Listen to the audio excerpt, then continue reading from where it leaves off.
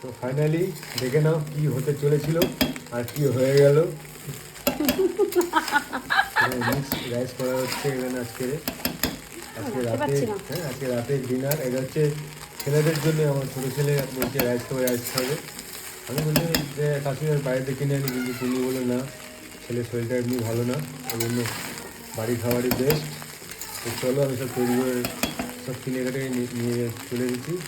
তারপর তোমাদের তো আগের ভিডিও তোমাদের দেখালাম কী কী তৈরি হচ্ছে, কেন তৈরি হচ্ছিলো, এই কারণেই এগুলো তৈরি হচ্ছিলো। তো ফাইনালি এইখানে তোমরা দেখিয়ে দিলাম। মশলা দেওয়া হচ্ছে, কি মশলা যে কি গোলমরিচের গুঁড়ো, গোলমরিচের গুঁড়ো দেওয়া হচ্ছে।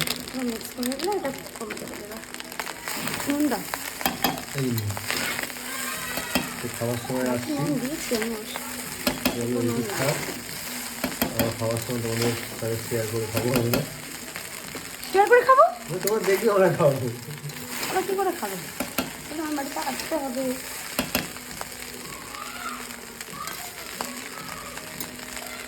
না।